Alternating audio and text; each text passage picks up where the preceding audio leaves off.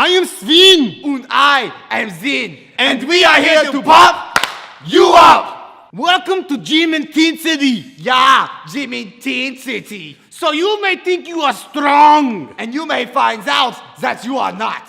You may actually register on the flabby meter. Yeah, you do not have pectorals like these. Or biceps like these. You see, me and my little brother here grew up in this gym, and our father is the proud owner of InTEnsity. And we are the personal trainers. Yeah, we are the personal trainers, which means we train you personally. We are the best. So when you step your puny little foot in our gym, we pump up your physicality from a 0 to a 10. When you leave our gym, you will feel as strong as 10 ox, pulling 10 trucks, carrying 10 llamas on the 10th of October. What are you talking about, Zin? You are silly, brother. Never mind him. We must move on. You see, me and my brother hope to one day be proud owners of InTEnsity, but our father thinks we are too immature. Yeah, he thinks we need more time. He says he will hand over the keys to the gym when he thinks we are ready. Ready? I mean, come on. Does this not look ready? Boom, boom, pow! Hey, speaking of time, isn't it about time for our first client of the day? Yeah, it's 10:10 a.m. Hey guys. Sorry. About time. Sorry I'm late, guys. Just running a little late. Sorry. Running, huh? A little pre-workout? Not exactly. I wasn't really doing any running. I just, when I was on my way here, I passed a friend on the side of the road who had a flat tire, so I decided to pull over and help her out. Took a moment to get the car back on the road, but we did it in a jiffy, so I'm here now. Well, I'm glad you finally made it. Are you ready to intensify your puny little muscles? Yeah, we have work to do. Today, we're going to do bicep curls. We're going to start with moderate rates, and we're going to dip for at least 10 reps with perfect form. Yes, and what we mean by perfect form, elbows tucked, shoulders back, chest up, come all the way up and squeeze your biceps. Peak contraction. Full range of motion, so important. None of these, and especially none of these. All right, enough of the jibber jab. It's time to get to work. All right, grab the weights. Oh no, not these weights. You're puny. You need the big weights. And you are going to give us 10 reps. Are you ready? All right, 3, 2, 1, go. All right, let me ask you a little question. Why would a person like you pull over on the side of the road? It's so hot. Yeah, you are not some certified auto mechanic. I mean, seriously, can you even lift the tire? No, I'm not a mechanic. We managed to replace the flat with the spare tire just fine. And yeah, it was pretty hot, but the reason I pulled over is because I felt like Jesus was telling me to pull over and help my friend. So I listened and helped my friend get on his way. Jesus? Was he in the car with you? Why would you listen to him? Yeah, where is this guy? Well, for you to understand Jesus, we probably need to start from the beginning. The beginning? It starts with God, and God is love, and God created everything. Even these amazing traps?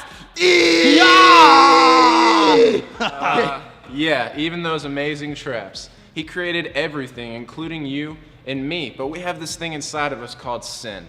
Sin is when we do something wrong against God, and this sin keeps us from God. Well, because He's perfect, He's without sin.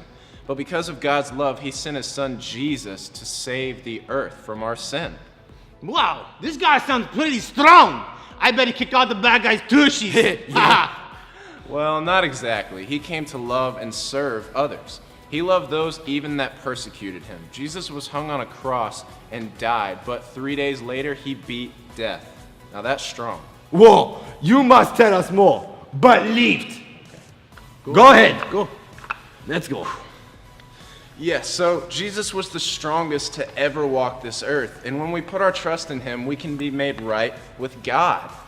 We gain a relationship with God, and we will forever live with Him. So what is this Jesus? If this God is in heaven and loved me so much to save me from our sins, then I want to love Him back. Yeah, where is this Jesus? He must have been the embodiment of the perfect pumptitude. Well, Jesus isn't physically here.